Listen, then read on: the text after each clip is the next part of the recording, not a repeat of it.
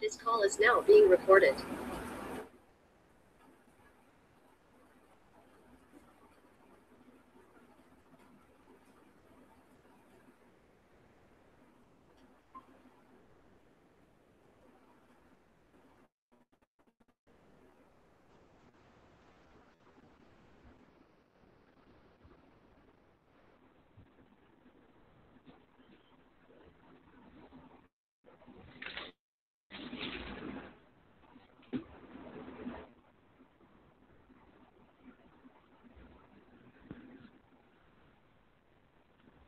Good morning, everyone.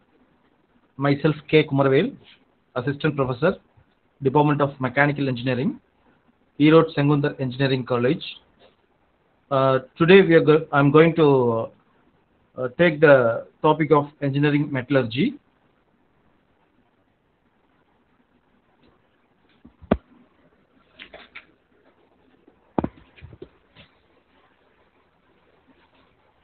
Under AICTE Pre-Dana scheme for preparing SC/ST students for higher education.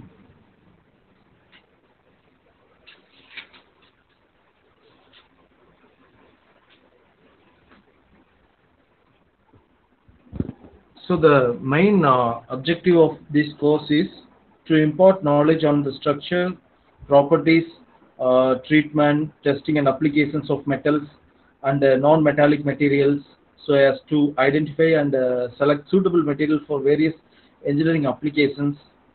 So the metallurgy is a very important area in mechanical engineering. Without metals, we cannot make anything. So in recent years, many materials may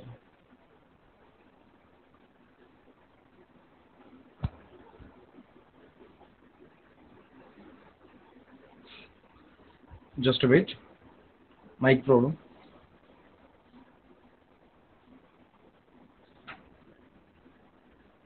So we can go for a topic. So in engineering metallurgy, we are going to see the mechanical properties topic. So the first question is tendency of a deformed solid to regain its actual proportions instantly upon unloading, known as. The first answer is perfectly elastic and delayed elasticity. Third one is inelasticity effect, and fourth one is plasticity. Here the answer is perfectly elastic, because if the recovery of the solid is instantaneous and complete, it is known as perfectly elastic. Okay. Delayed elasticity is defined as the steady mode of solid recuperation, while the inelastic effect is when the recuperation of deformed solids is partial. And also plasticity is the contractory occurrence of elasticity. Okay. The simple concept is, when you are applying the load on any material, it tends to deform. After removing the load, it will comes to original position. That is elasticity. Here the answer is perfectly elastic. Then we can go for next question.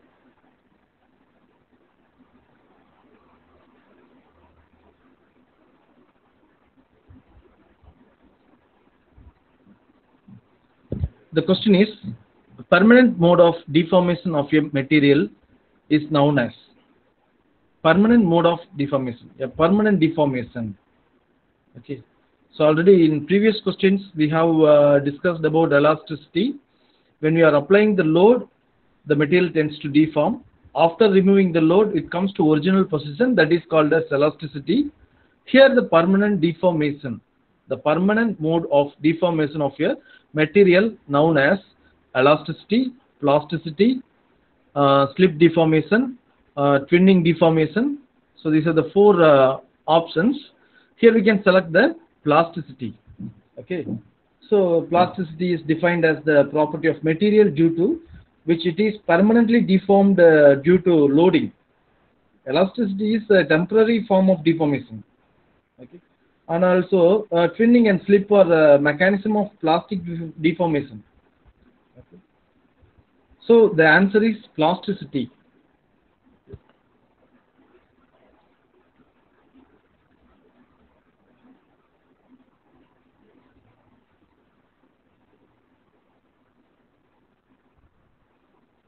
So the next question, the ability of materials to develop characteristic behavior under repeated loading is known as,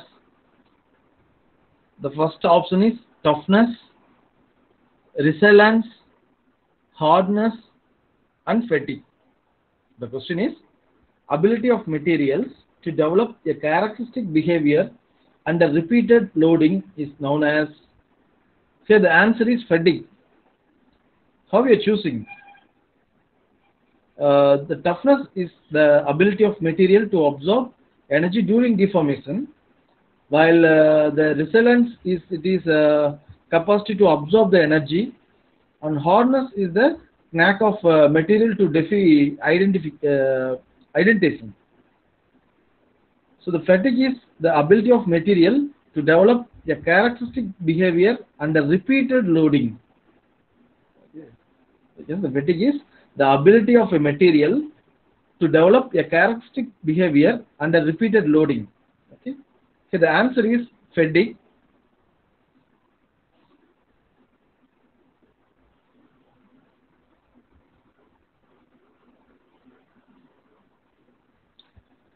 So the next question is, which of the following factors affect the mechanical properties of a material under applied loads?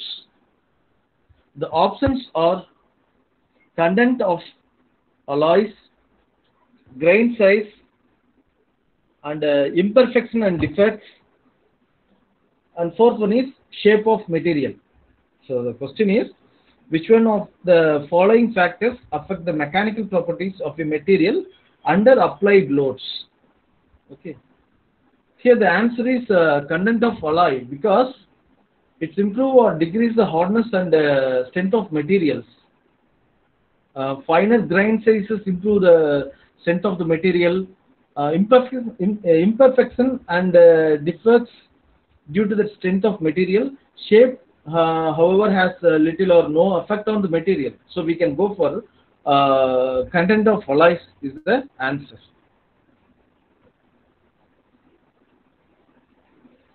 So the next question is, the ability of material to resist plastic deformation, known as, the options are tensile strength, yield strength, modulus of elasticity, and fourth one is impact strength. Okay, so normally we know that what is meant by tensile strength, yield strength, modulus of elasticity, and impact strength. Here the question is ability of material to resist plastic deformation, known as. Okay, that is yield strength. Okay, if you see the stress strain diagram, we can identify easily. So the point of stretching where it is increases suddenly is known as yield strength. That is, the point of stretching where it is increases suddenly is known as yield strength.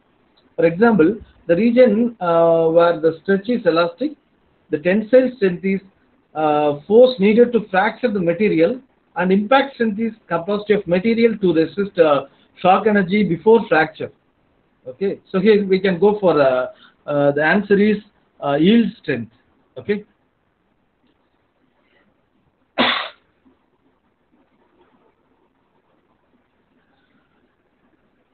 So the next question, the ability of material to be formed by hammering or rolling is known as. Okay, the ability of material to be formed by hammering or rolling is known as malleability, ductility, hardness, and brittleness. Before that, you have to know all the properties of materials. So it comes under mechanical property. The malleability, ductility, hardness, and brittleness are mechanical properties. Okay, here the question is ability of material to be formed by hammering or rolling is known as the capacity of material to withstand deformation under compression. Okay, so the answer is malleability. We can make any shape by using of hammering or rolling. Okay, so the ductility means we can make a wire. We can draw into the wire, and hardness is surface property of the material, and brittleness is if you are applying the load, it can absorb the load, but without deformation, it will get to break if the load is increased. Okay. Here, hammering is known as malleability, the capacity of material to withstand deformation under tension. So that is ductility. Wire drawn is known as ductility, and hardness is the knack of material to oppose the indentation, and brittleness is the tendency to fracture without deformation of the material. Okay. So we can select the malleability, the ability of material to be formed by hammering or rolling is known as malleability. Okay.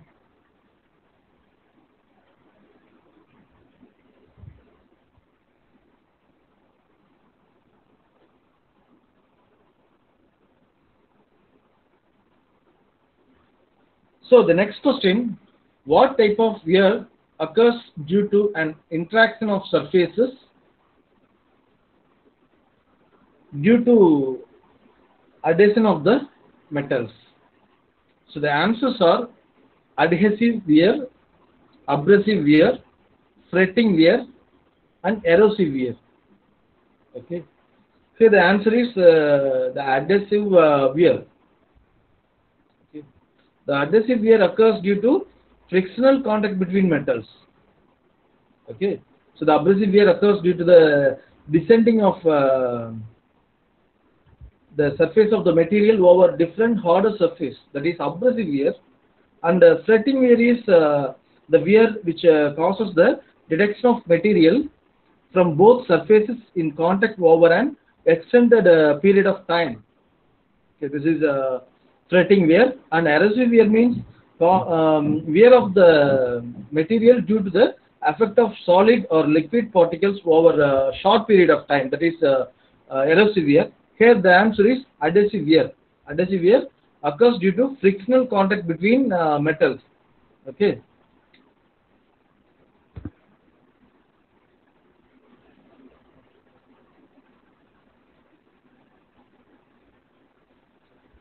So the next question, deformation that occurs due to stress over a period of time is known as wear resistance, fatigue, creep, fracture.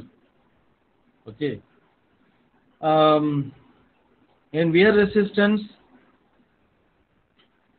normally the creep is the time dependent deformation of the material under stress.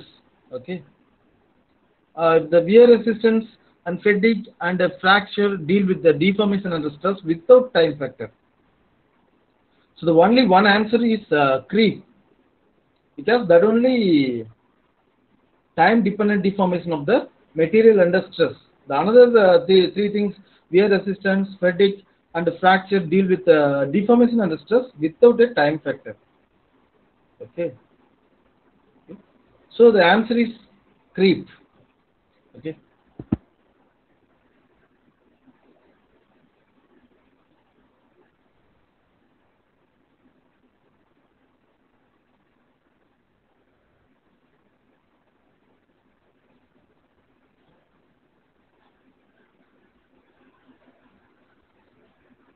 So we can go for the next question.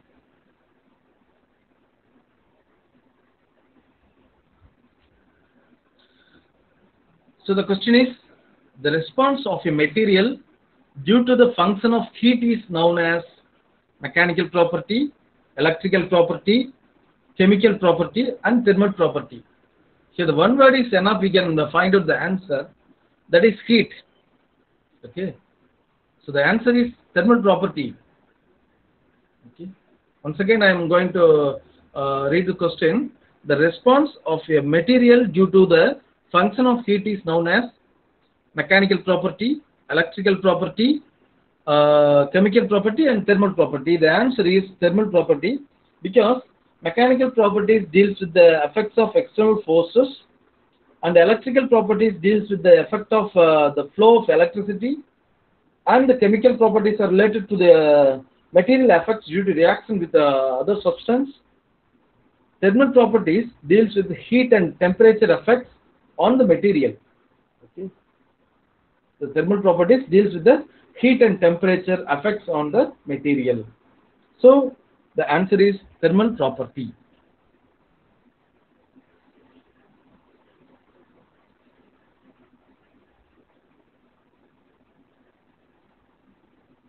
So the next question,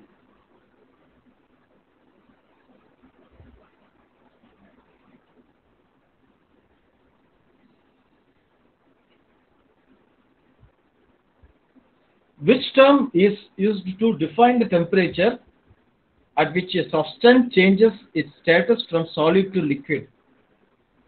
The question is, which term is used to define temperature at which a substance changes its status from solid to liquid? The answers are boiling point, melting point, and third one is condensation point, and fourth one is freezing point.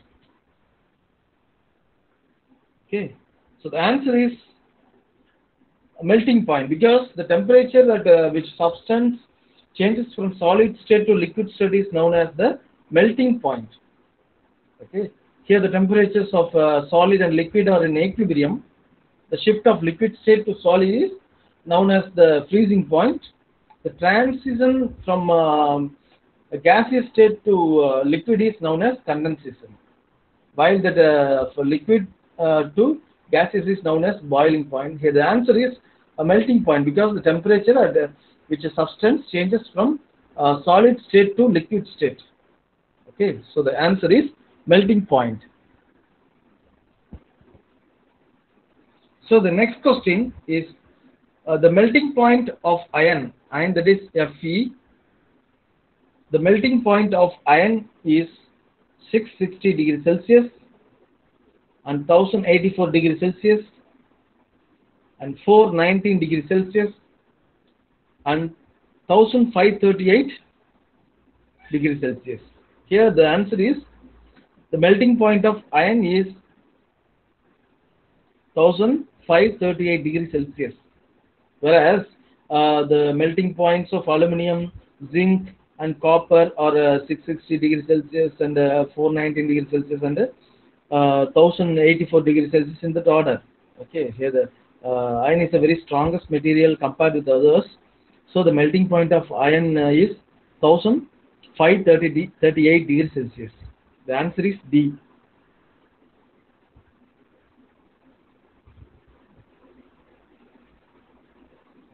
And next question, the ability of body to withstand sudden and severe temperature changes is known as thermal shock resistance, thermal resistance, thermal transmittance, and deployment.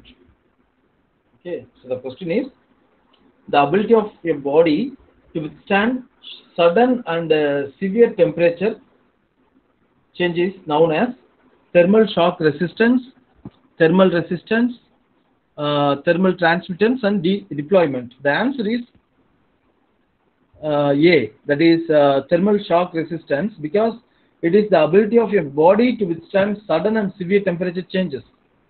Okay, and the thermal resistance is a property by which material resists heat flow. And the thermal transmittance is the rate of transfer of heat through 1 square meter divided by the difference temperature. And the thermal admittance, that is a deployment, is known as the knack of material to transmit heat when there is temperature variation on its opposite sides. Okay, here the answer is thermal shock resistance, because it is the ability of a body to withstand sudden and severe temperature changes. Okay.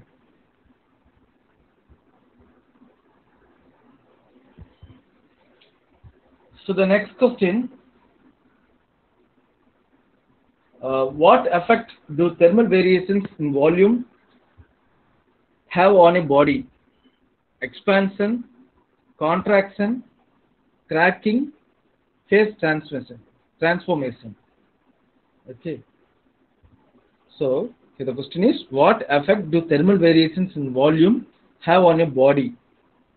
Okay, expansion, contraction, cracking, phase transformation. Hence, the answer is cracking because it is the effect of thermal variation in the volume of body, that is cracking. Thermal variation in the volume of body, and expansion, contraction, and phase transformation are the ways in which these volume changes occur. Okay. For example, the causes and not effects.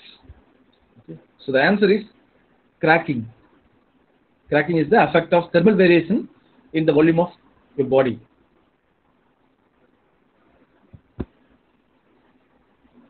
The next question.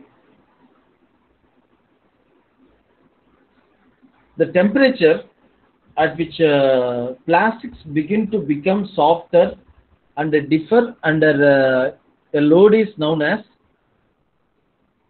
softening point, melting point, eutectic point, and heat distortion point.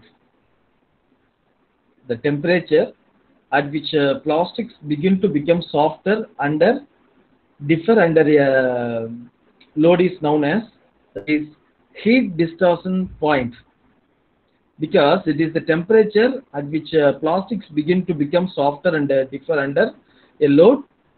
The softening point is the temperature at which a flat-ended needle of 1 mm square penetrates the test, same at 1 mm square depth. Okay. The eutectic point is different. It is the temperature at which a mixer freezes or melts.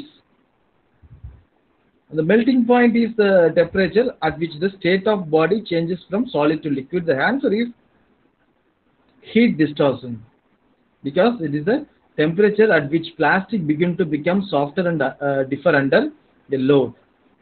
Okay.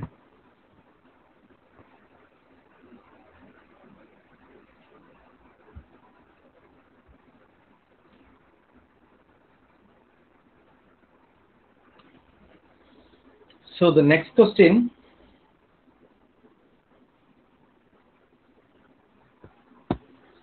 What is the attribute of a material which resists the flow of electricity? Noun: conductivity, thermoelectricity, dielectric strength, and resistivity. Okay, the question is, in question itself there is answer. What is the attribute of material which resists the flow of electricity known as? This is a very basic question of electrical engineering students. Okay, so that is resistivity is the answer. So conductivity means it will conduct the electricity. Okay, so here the resistivity, the attribute of a material which resists the flow of electricity, while the conductivity is its reciprocal or opposite.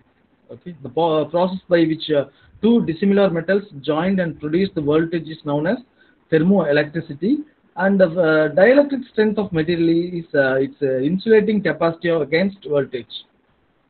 Now you can understand the difference of conductivity, thermoelectricity, dielectric strength, and resistivity. Here the answer is resistivity, because it is resists the flow of electricity.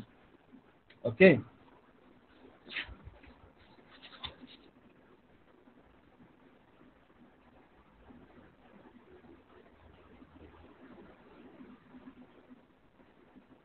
The next question.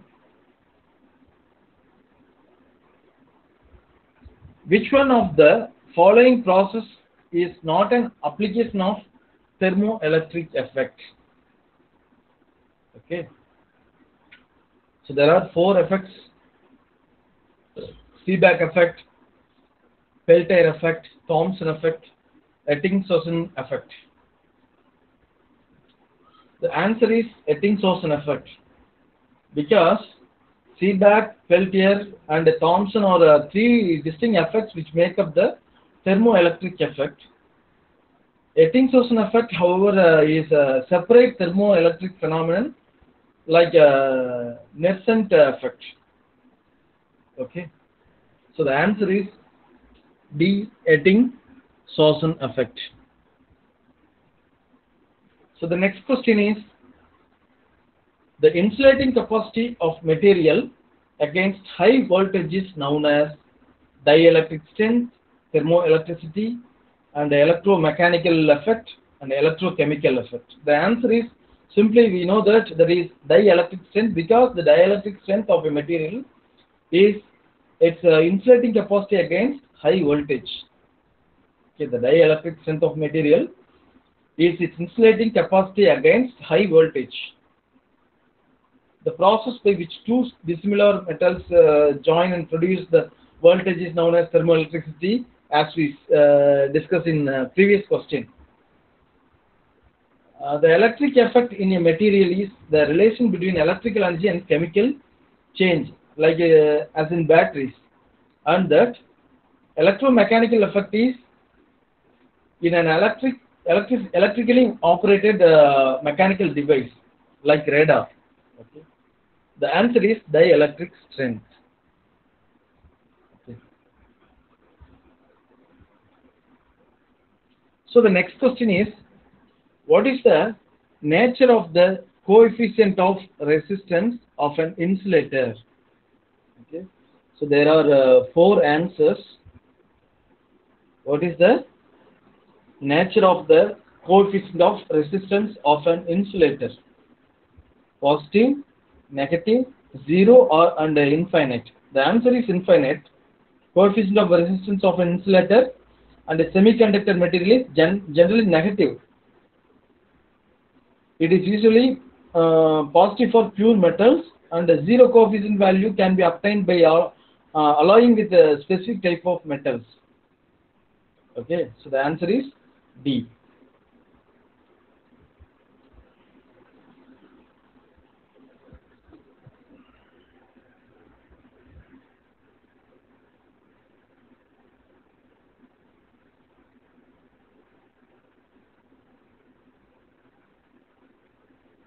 So the next question,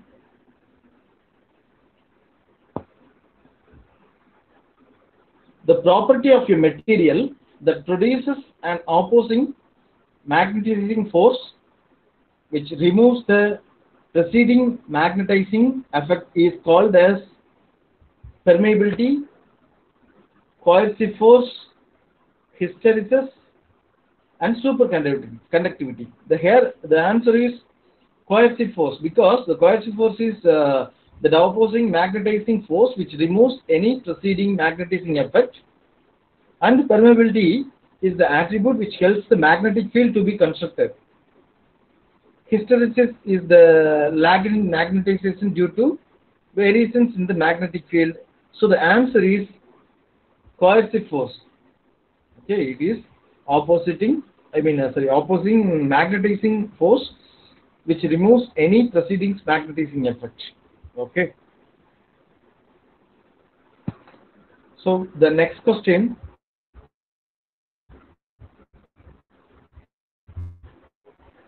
the quantity or effectiveness of the energy emitted known as refraction, reflectivity, emissivity, and luminance.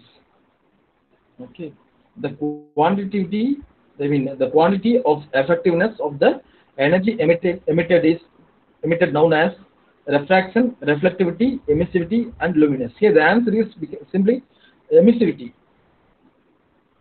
because the emissivity is defined as the effectiveness of emitting energy and thermal radiation. Okay, so emissivity is defined as the effectiveness of emitting energy and thermal radiation. It is often also known as absorptivity.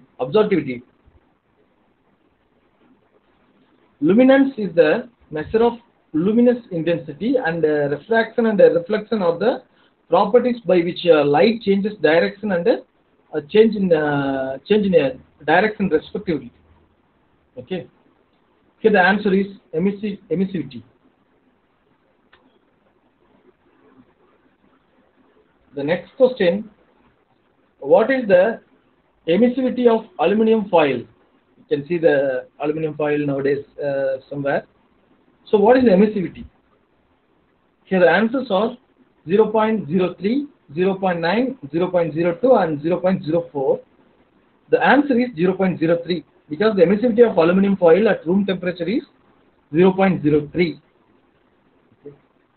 The other answers, the emissivity of polished silver and copper is 0.02 and 0.04 respectively, while the concrete or brick is 0.9. Since emissivity is the ratio of the total emissive power of the body to the total emissive power of a perfectly black body. It does not have a unit. Okay, simply we can say the 0.03 or 0.9 like that. Okay, so the answer is 0.03. The emissivity of aluminum foil at a room temperature is 0.03. So the ratio, the emissivity ratio is total emissive power of the body to the total emissive power of the perfectly black body. Okay, so the answer is 0.03. So the next question, the ability of a substance to neutralize the acidic nature of the material is known as corrosion resistance, chemical composition, alkalinity, chemical equilibrium. Once again, I read the question. The ability of substance to neutralize the acidic nature of the material is known as corrosion resistance, chemical composition, alkalinity, and fourth one is chemical equilibrium. Here the answer is alkalinity, because it is the ability of substance which neutralize the acidic nature of the material. Okay. Corrosion resistance means it is the ability of resist the corrosion. Simply we know that. Chemical composition means chemical equilibrium is the state in which the reactant and the product do not vary anymore with time. Okay. Here the answer is C, that is alkalinity. Next question is the ability of a material, so the ability of a metal which helps it to form a smooth cast is known as meshnability, formability, solderability, and castability. The ability of material which helps to form a smooth cast. Smooth cast means that is casting. Okay, so the answer is castability. Castability is the ability of metal or alloy by which a perfect cast is formed. Else, with which material can be machined is known as machinability. The solderability is the ease with which a soldered joint can be prepared. Normally, the electronics area, the soldering is a very important process to join the wires or something, like welding in mechanical engineering. So the answer is castability.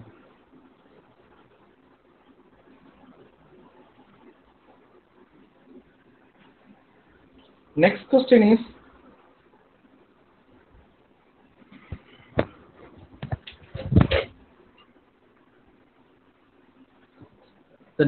is what is the machinability index of a soft cast iron?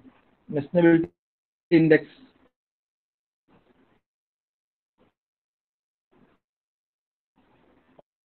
of soft cast iron. The answers are 100, 30, 80.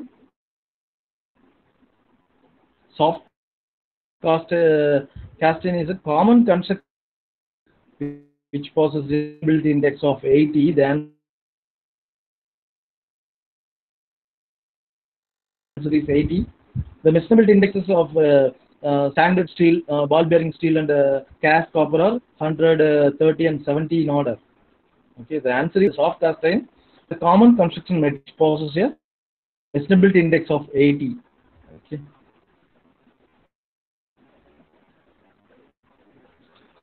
Question: which of application are 35?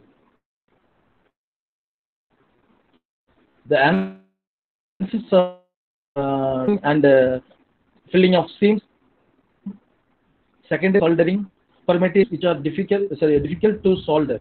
Okay. So the answer is plumbing, because the question is which one of the following is an application of tin solder 35.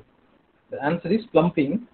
Tin solder 35, which contains 35% of zinc and 65% of phosphorus, is used to plumbing work. Okay. So the answer is plumbing. So the next question: which property helps a material to absorb lubricants? The question is, which property helps a material to absorb lubricants? Density, porosity, soldering, and absorptivity. The answer is porosity, because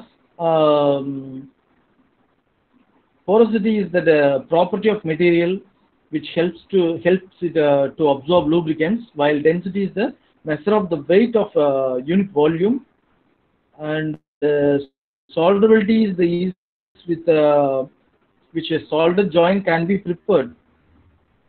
Absorptivity is an optical property of material. Absorptivity is an optical property. Here the porosity is the property of a material which helps to absorb the lubricants. The answer is porosity, that is B.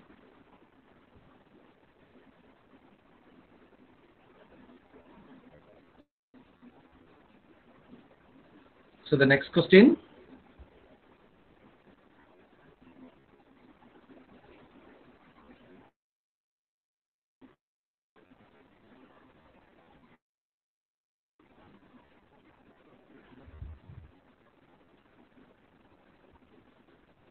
just wait.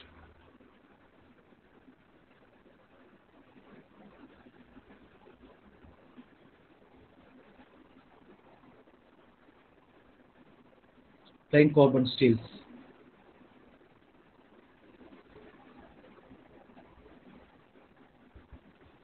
Okay. So the next question is: plain carbon steels are alloys mainly consisting of iron and carbon, potassium and iron, carbon and potassium, carbon and indium. So the answer is iron and carbon, because the iron carbon equilibrium diagram is a very important diagram which we are studied in college level. The plain carbon steels are alloys mainly consisting of iron and carbon. In iron carbon equilibrium diagram, we can see the some points, how much percentage of carbon is composite with iron, like this. The steels are alloys having primary components as iron and carbon. Okay, they however contain elements such as silicon, manganese, phosphorus, and sulfur in varying quantities.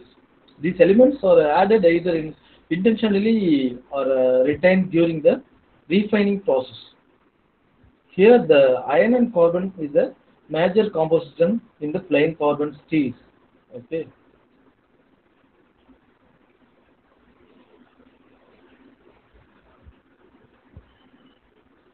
So next question: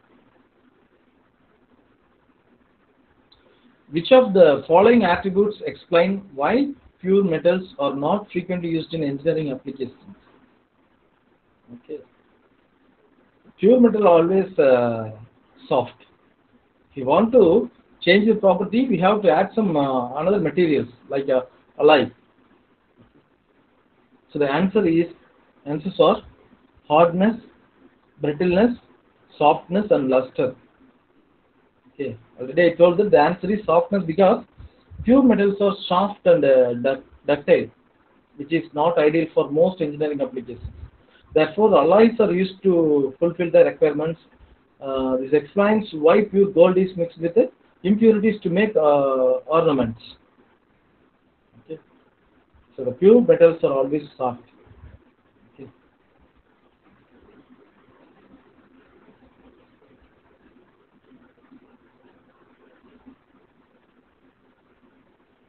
Next question: which of the following is known as mild steel. The answers are plain carbon steel, low carbon steel, medium carbon steel, and high carbon steel. So the low carbon steel is the answer. 0.15 percentage to 0.3 percentage carbon is composite with the iron, that is low carbon steel. Here the low carbon steels are otherwise known as mild steels owing to the carbon content. These are the carbon steels which contain less than 0.3 percentage of carbon. They are used to making small parts like wires, seats, valves, and more. Okay, so the low carbon steel is the answer.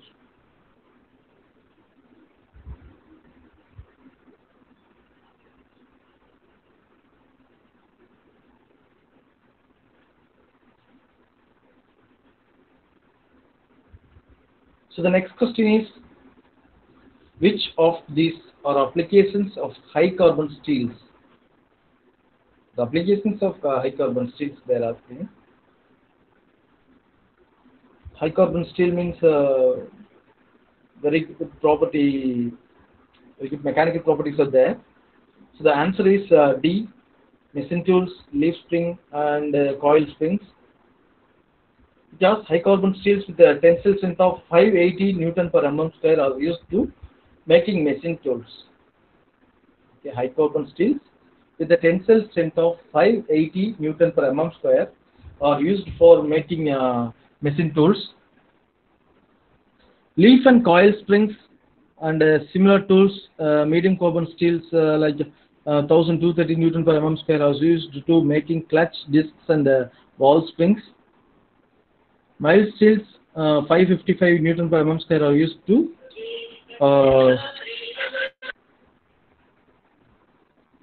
just wait.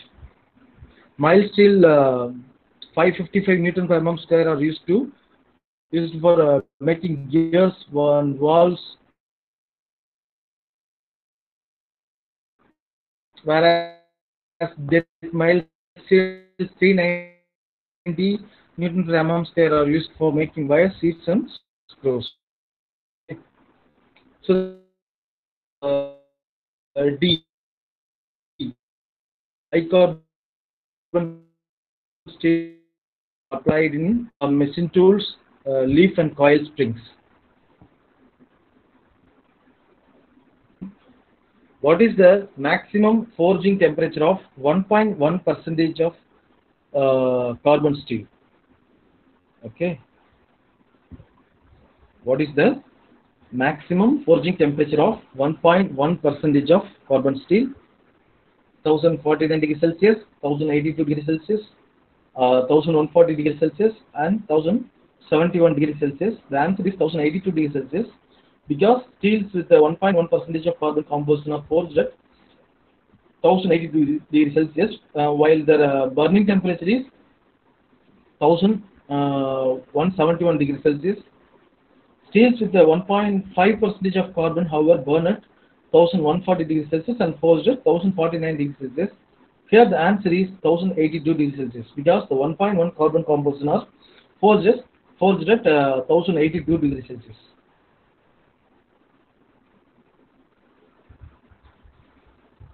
The next question is,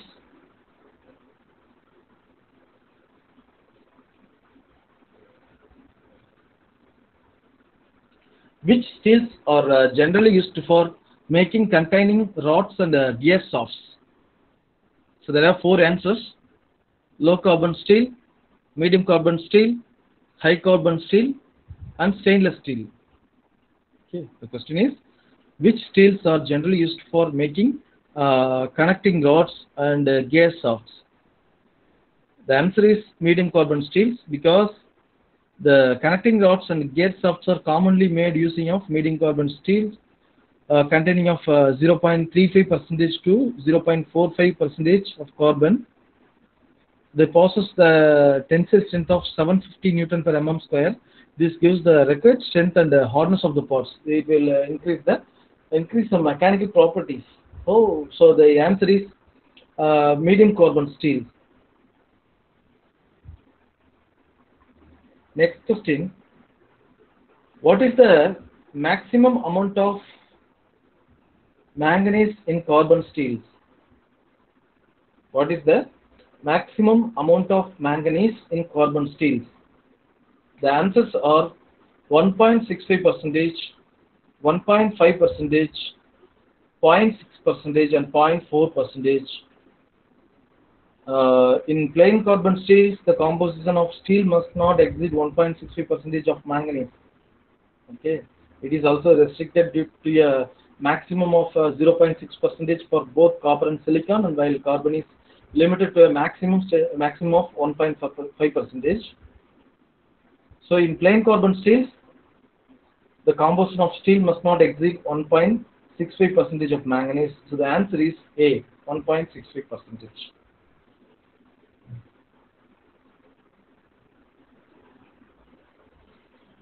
So the next question, what are the advantages of plain carbon steels over alloy steels?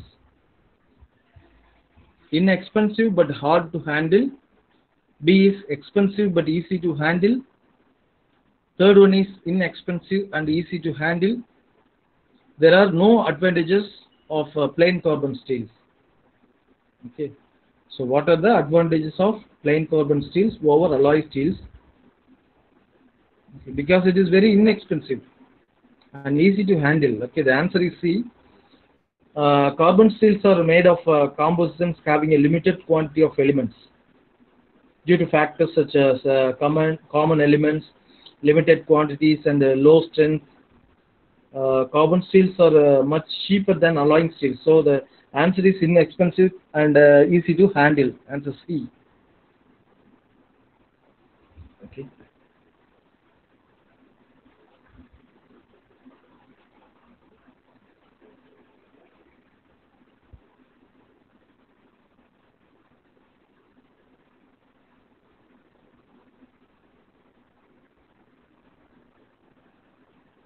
Okay.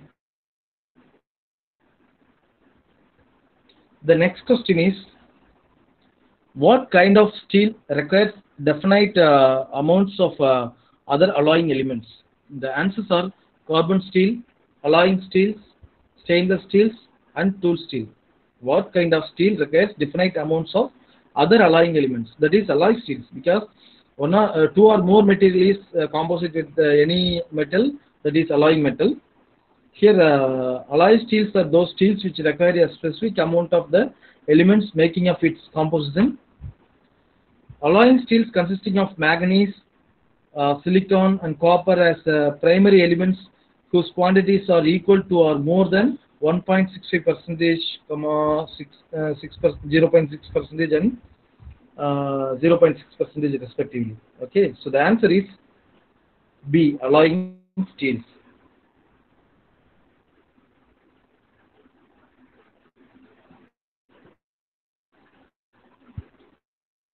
So the next question, which of these is not a function of alloy steels?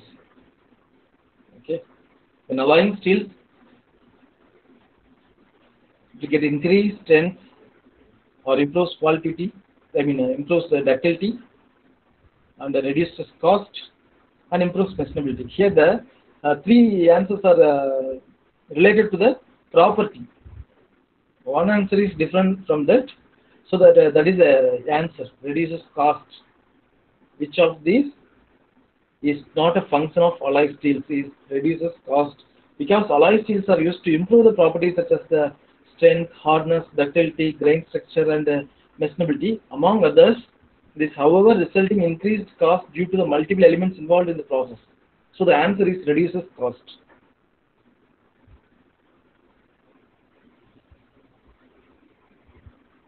So the next question.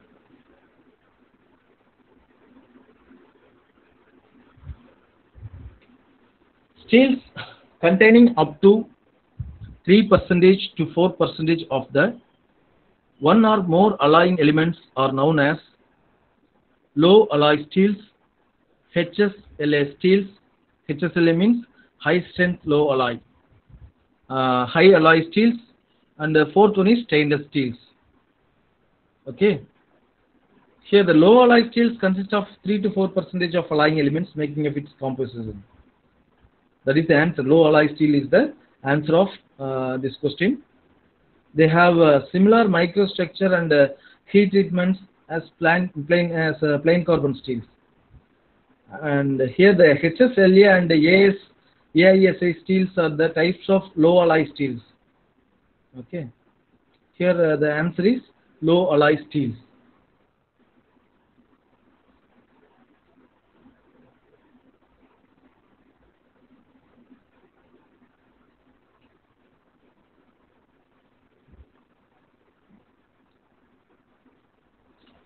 Next question, what does AISI steel standard for? The answers are American Indian Steel Institute, American Indian Society of Iron, American Iron and Steel Institute, Alloys Iron and Steel Institute. Here the answer is American Iron and Steel Institute, AISI. Okay, it is an association established in America which produces steel. AISI steels are used in machine construction. They are otherwise known as construction steels or structural steels. The answer is C, American Iron and Steel Institute, AISI. Next question. Which one of these is not an application of HSLA alloys? Which of these is not an application of HSLA steels? The answers are bridges, automobiles, building columns, leaf and coil springs. Okay. The answers are bridges, automobiles and trains, building columns, leaf and coil springs. Here simply we know that HSLA steels are known as high strength low alloy steels. These high strength steels are primarily used as structural materials or construction alloys. They are used to reduce the weight on bridges, automobiles, pressure vessels, building columns, etc. Okay, so the answer is leaf and coil springs. That is different one. Okay, we cannot use the HSLA steels to make leaf and coil springs. The answer is leaf and coil springs. Okay, HSLA steels are applied at bridges, automobiles and trains and building columns, etc. Okay, so we are not using for manufacturing leaf and coil springs. So the next question is steels containing more than 5% of one or more alloying elements are known as HSLA steels, high alloy steels, tool and die steels, stainless steels. Okay. So more than 5% of one or more alloying elements means that is high alloy steels. Because the high alloy steels are composed of more than 5% of alloying elements, they have a different microstructure and heat treatments than those of plain carbon steels. Tool and die and stainless steels are the types of high alloy steels. Okay, there is a types of high alloy steels. Okay, here directly the answer is high alloy steels are the answer. High alloy steels is the answer. So the next question.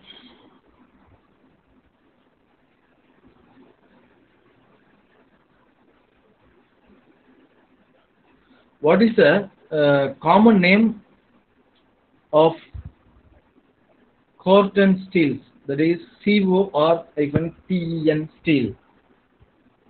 Weathering steel, control rolled steel, Pierlite reduced steel, microalloyed steel. So the answer is weathering steel. Weathering steels are otherwise known as Corten or Corten steels. These steels produces a corrosion resistance which makes them ideal for eliminating the need to paint. All choices including Corten steels are classification of HSLA alloys. The answer is weathering alloys. Okay. The next question is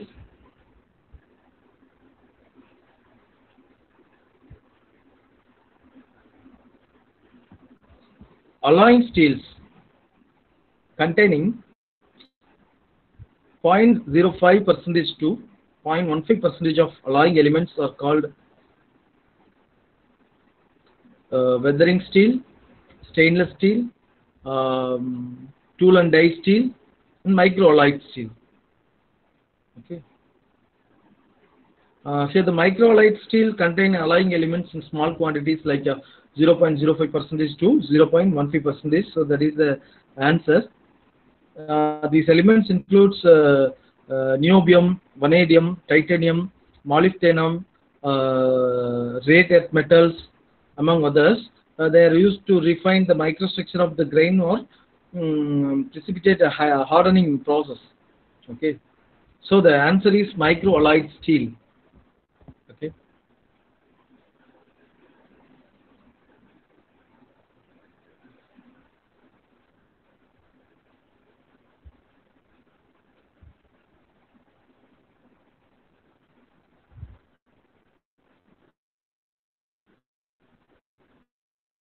Okay. The next question.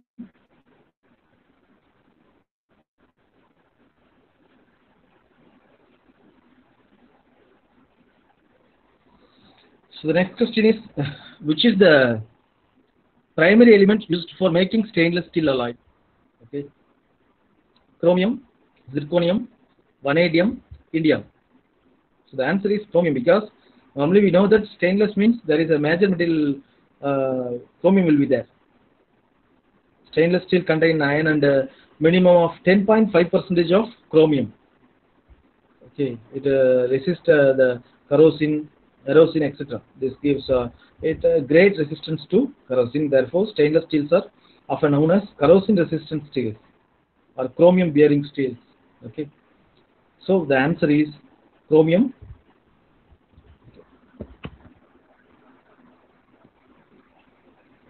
So the next question.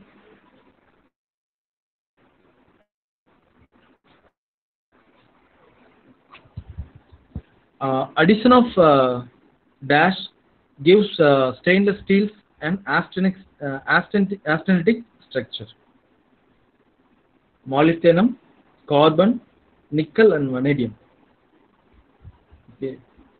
Here the answer is nickel, because the nickel is added to stainless steel with 3.5% to 22% composition to form austenitic structure. This is result in the highest corrosion resistance among all stainless steels. They also possess high strength and ductility. So the answer is nickel. Okay.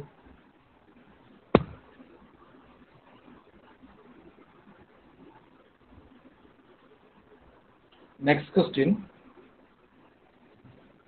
Stainless steel with little carbon and no nickel are called as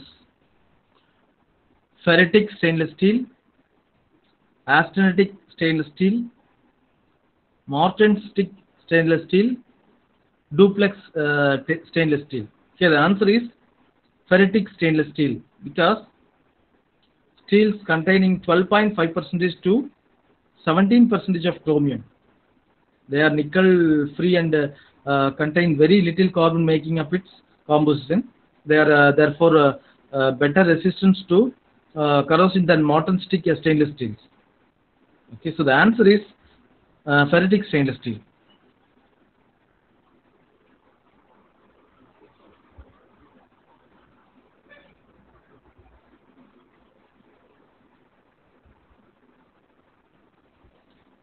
Next,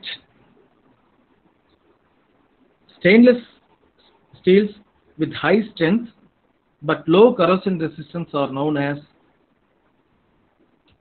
austenitic stainless steel, ferritic stainless steel, martensitic stainless steel, and duplex stainless steel. Stainless steel with high strength but low corrosion resistance means that is martensitic stainless steel, because it is made up of 12 to 4% of chromium along with molybdenum, nickel, and carbon. Okay. This makes the steel hard and brittle but poorly resistant to corrosion. Martensitic stainless steels are used in making Swiss Army knives. So the application is making of Swiss Army knives. Okay. It is a low corrosion resistance metal. Okay. So the answer is C. So the next question.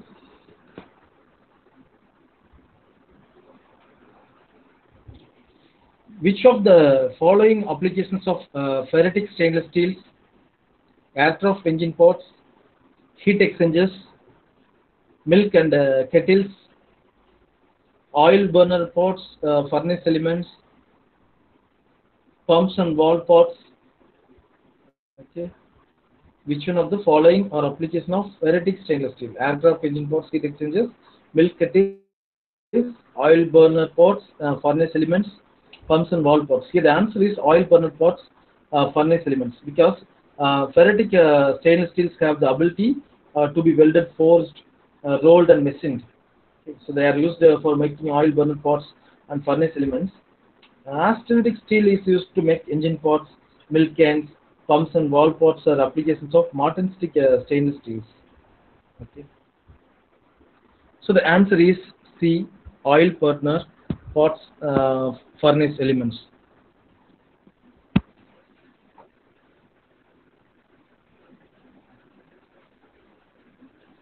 The next question.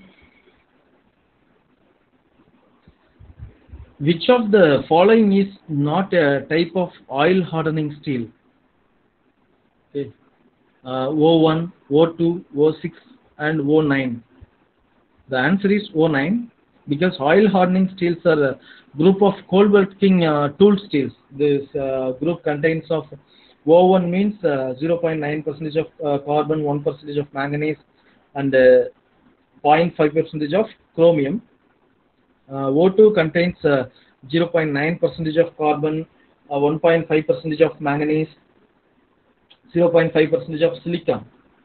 O6 means 1.65% of carbon, 1% of silicon and 0.25% of molybdenum and O7 type. Okay. So here the answer is O9. Okay. Next question.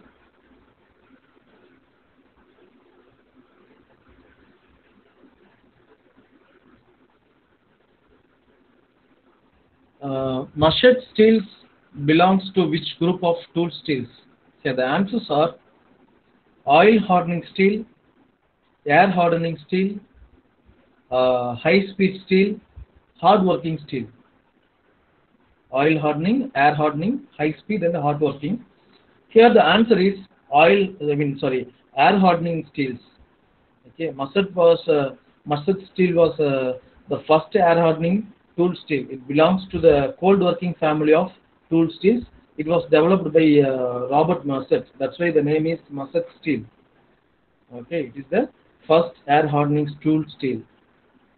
Belongs to the cold working family of tool steel.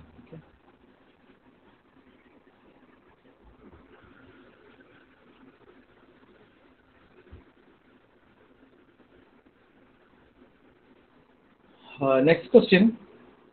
What is the property does the AISI SAE tool steel grade L possess? Cold working, hot working, plastic mild and special purpose. Okay. Here the answer is D, because the steel grade L refers to special purpose steel containing low alloy. L means special purpose and containing low alloy. It consists of elements such as carbon, chromium, manganese and few others. Okay. The L2 and L6 are the most commonly used steel under this category. So the answer is D, special purpose. Okay. Next question. The low carbon high alloy steels which possess high strength and toughness are known as carbon steels, alloy steels, maraging steels and stainless steels. The answer is maraging steel, because those high strength steels which have tensile strengths up to 1900 megapascal, They are composed of 18% of nickel, 7% of cobalt, and less than 0.05 percentage of carbon. Okay, so the answer is managing steel. Next,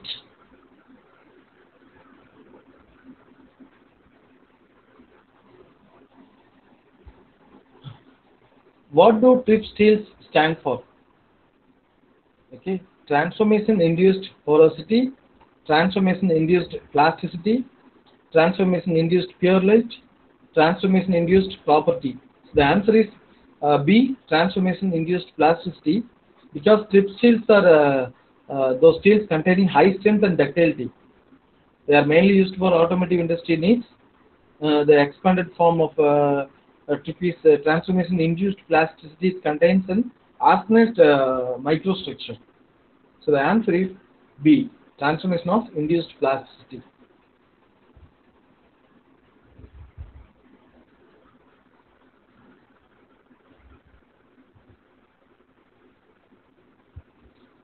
Next question. What is the maximum allowable temperature at which high-speed steels retain good cutting ability? What is the maximum allowable temperature at which high-speed steels retain good cutting ability? The answers are 100 degrees Celsius, 200 degrees Celsius, 350 degrees Celsius, and 540 degrees Celsius. The answer is 540 because high speed steels have the ability to remove and cut metal at a much higher rate than carbon steels. Okay? They have good cutting ability even at a temperature as high as 540 degrees Celsius. Okay? Above this temperature, they soften and lose their cutting edge because the answer is 540 degrees Celsius. Next question. Ultra high speed steels are made of which of the following elements? Ultra high speed steels are made of which of the following elements? Tungsten and molybdenum, chromium and molybdenum, vanadium and cobalt, molybdenum and cobalt. Okay. Ultra high speed steels are made of which of the following elements? Simply we can say that vanadium and cobalt, because ultra high speeds have greater tool lives and greater cutting efficiency. This is due to the addition of vanadium and cobalt along with carbon, chromium, and tungsten. Vanadium composition will be up to 4%, and cobalt composition will be 5 to 12%. Okay, so the answer is vanadium and cobalt.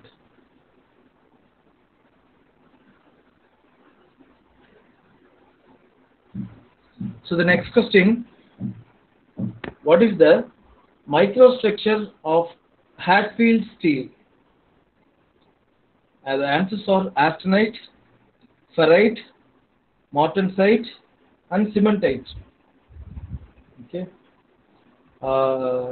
Hatfield manganese steels, that is Mongolian, possesses great strength and toughness. Okay, its austenite structure is obtained by heating it. Okay. This also results in high wear resistance, which find its applications in bulldozers and crushers, etc. So the answer is A, austenite. Okay.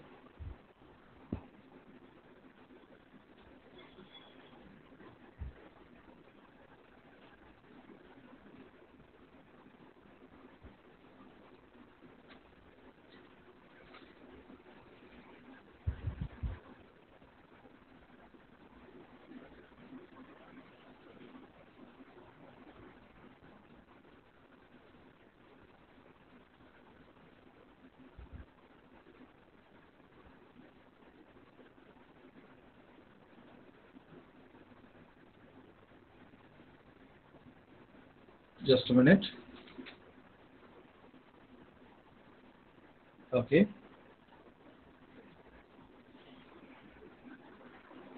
So the next question.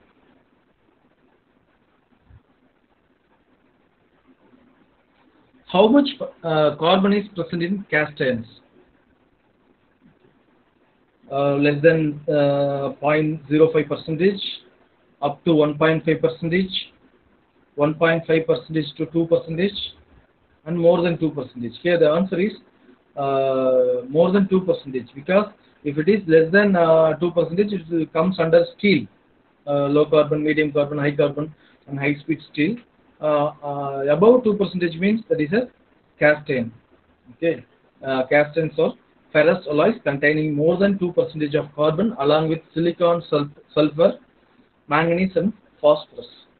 Maraging steels contain less than 0.05 percentage of carbon, while plain carbon steels containing up to 1.5 percentage of carbon. Here the answer is more than 2 percentage.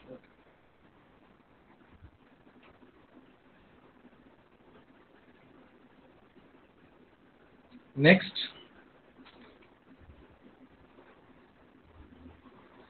cast iron is a what type of alloy? Eutectic, eutectoid, peritectic, and peritectoid. The answer is eutectic. Cast irons are eutectic alloys made of iron and carbon. Since iron is available in abundance, they are easily to find or less expensive. Therefore, the cast irons are cheapest of all metals. Okay, so that is a eutectic alloy.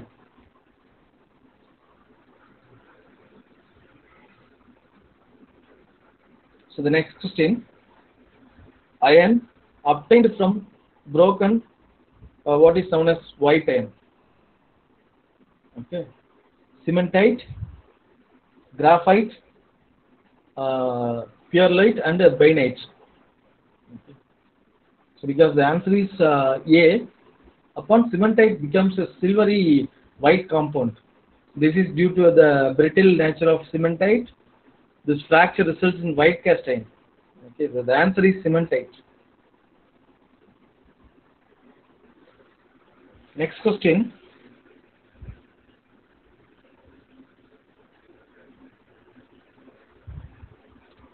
If the iron surface contains graphite, it is known as alloy cast iron, white cast iron, gray iron, and spheroidal graphite. Okay. When iron containing graphite is fractured, the surface becomes gray. So the answer is gray iron. This is due to the presence of graphite flakes in the iron structure. Hence it is known as gray iron. Okay, so the answer is gray.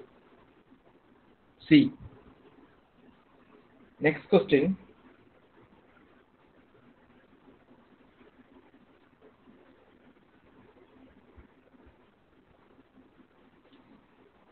Which element causes cementite to behave in a stable manner? Silicon, sulfur, manganese, carbon. Here the answer is B. Sulfur has a stabilizing effect in cementite. This helps to easily break the cementite and produce the white iron. Because the answer is sulfur. Sulfur has a stabilizing effect in cementite. Okay. So the answer is B. Next question.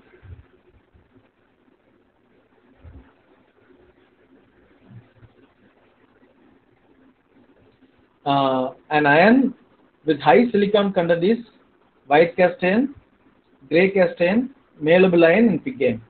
The question is, an iron with a high silicon content is white cast iron, grey cast iron, malleable cast iron, and pig iron. The answer is grey iron. Because the silicon causes cementite to behave in an unstable manner, which decomposes and releases graphite. If there is a silicon presence, more graphite is released and makes the gray iron. If low silicon is available, then it becomes a white iron. Okay. So if it is a gray means that is so answer is gray iron. Okay. Next question. What is the effect of phosphorus and sulfur in cast irons? Induces brittleness, increases strength, destabilize cementate and no effect. Okay, the answer is induces brittleness because although sulfur stabilizes cementite, it causes brittleness. The same is true for phosphorus, due to which both elements are limited to a minimum quantity.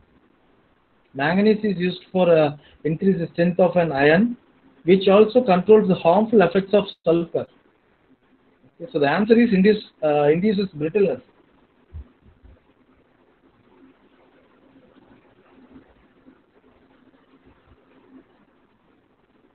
So the next question, decomposition of cementite to form ferrite and graphite is known as decomposition of cast iron, production of cast iron, growth of cast iron, and prevention of growth of cast iron. The answer is growth of cast iron, because when cementite is heated at 700 degrees Celsius, it decomposes into ferrite and graphite.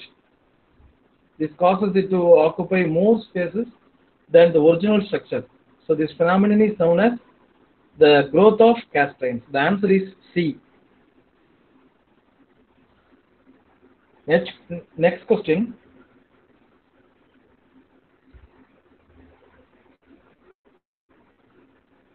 Which of these applications of grey cast iron, camshafts, engine blocks, wear plates, pump linings, brake shoes, pedals, gears, rocker arms, etc.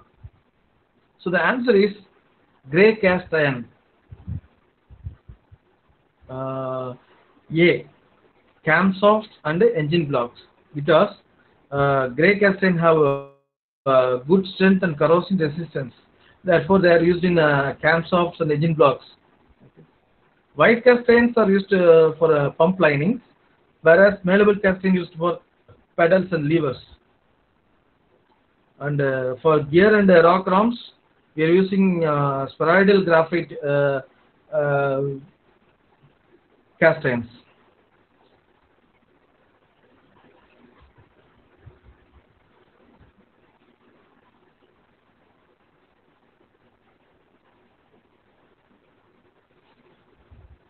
Next question. Which of the following cast irons cannot be machined? White cast iron, grey cast iron, malleable cast iron, and spheroidal graphite cast iron. We know that the white cast iron are used to, whereas hardness and wear resistance matter, like grinding and crushing.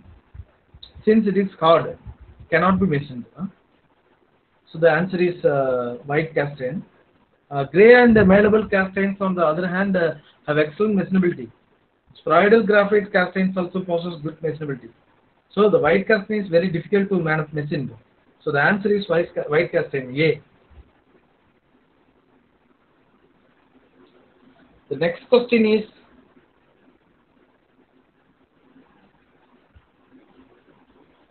how are malleable cast irons designed for different grades? By tensile strength, or by 6 or 7 digit numbers, or by 5 digit numbers, or by alphabets? The answer is C, 5 digit numbers, because ASTM has designed the grading system for malleable cast iron in 5 digit numbers. A grade 32510 has a yield strength of 32500 psi, pounds per square inch. 6 or 7 digit number are used to designate spheroidal graphite cast irons, that is 60-40-18 with ferritic structures. Grey cast irons means grey cast irons are designed by the tensile strength. Grade 20 denotes the tensile strength of 20,000 psi. So the answer is by 5 digit numbers. However, the malleable cast irons are designated for different grades. The answer is C.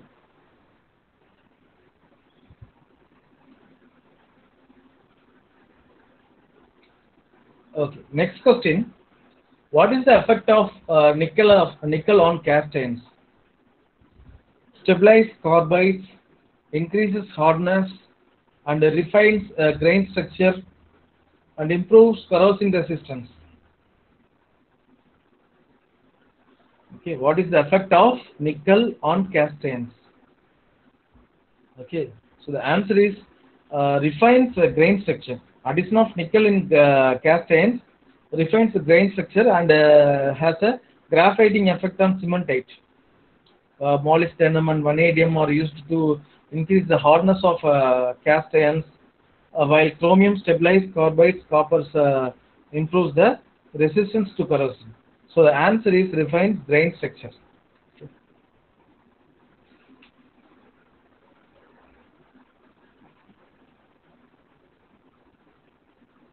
So the next question, what is the defining property of wrought irons? High carbon, low carbon, no carbon, completely carbon filled. Okay. Wrought irons or iron alloys contain very low amount of carbons, less than 0.08%. Because the answer is low carbon steel. They were used for producing nails, chains, and bolts initially, but aren't used for these days. Okay.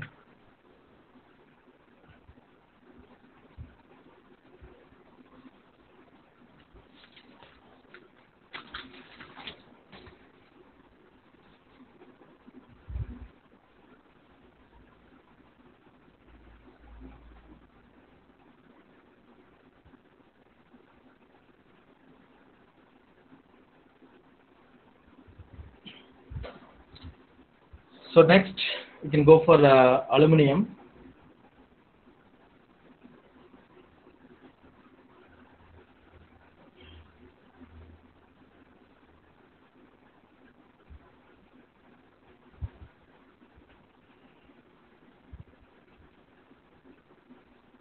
So the question is, what is the tensile strength of aluminium? Okay, there are 4 answers. What is the tensile strength of aluminium?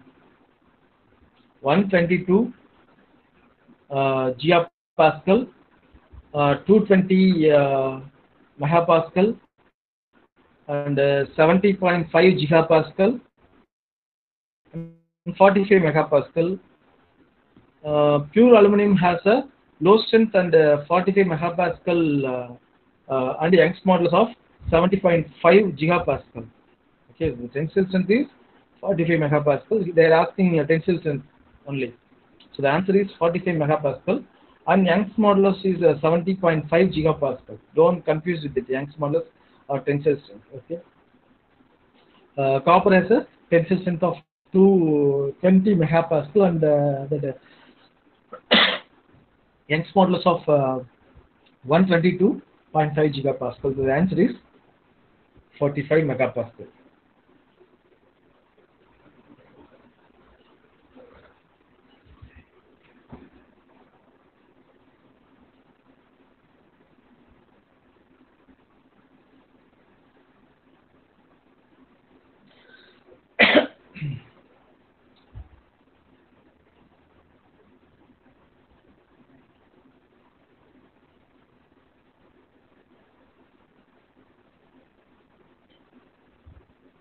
So the next question, what is the melting point of pure aluminium? 520 to 600 degrees Celsius, or 600 degrees Celsius, 800 degrees Celsius, and 950 degrees Celsius. Okay. Aluminum is an element which is available in abundance on the earth. Its melting point is 600 degrees Celsius only. The answer is B. Pure aluminum has low strength, due to which it is added with alloying elements. Okay.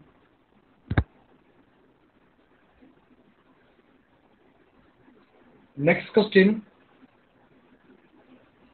Compared to copper, how is the electrical conductivity of aluminum? Higher, lower, equal, or zero? Equal and zero. Okay. So the answer is A, because When equal weights are compared, aluminum is a better conductor than copper. It was found that aluminum conducts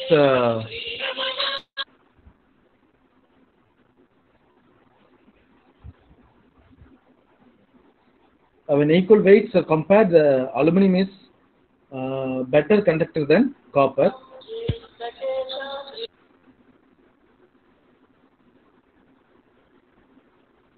It was found that aluminum conducts 201 percentage more current than copper. Okay, so the answer is A. Compared to copper, how is the electrical conductivity of aluminum? It is higher. Okay.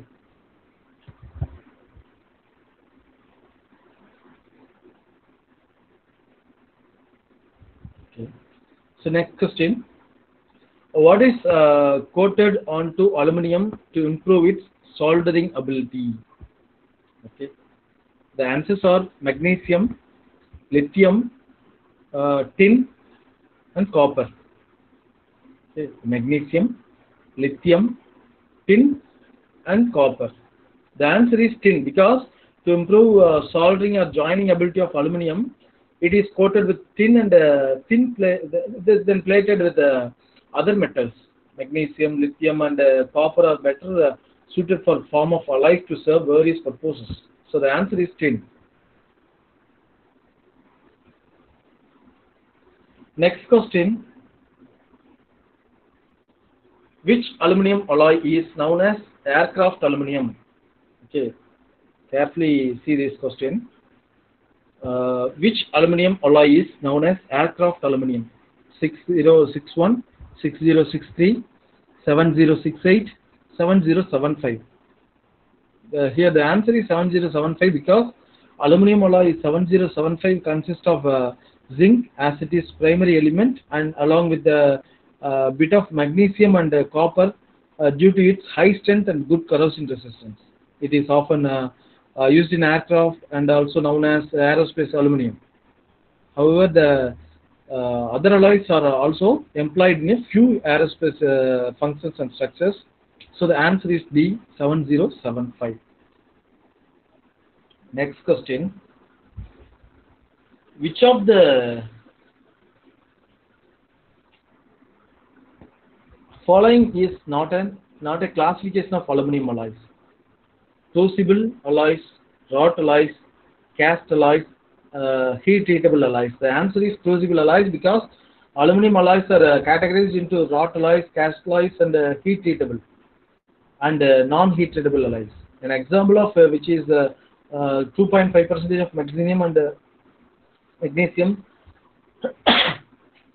and 0.25% of chromium and rest alloy and 12% of silicon and the rest cast iron is 0.4% to 0.9% of magnesium. Okay, so the answer is crucible alloys.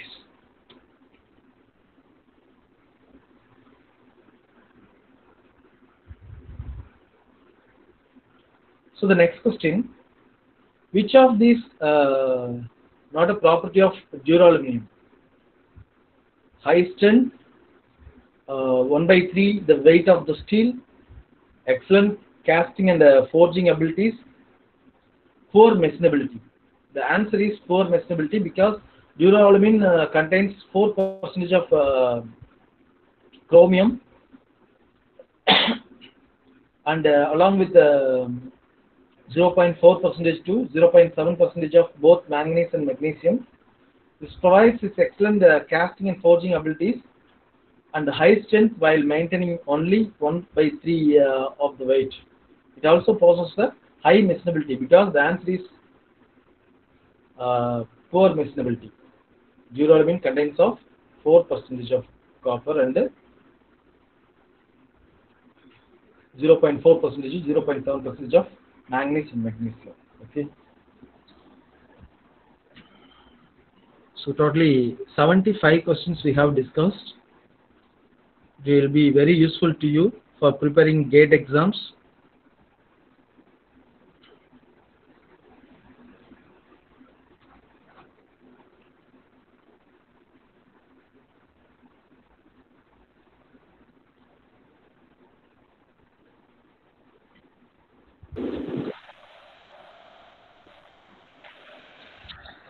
Thanks for attending the class.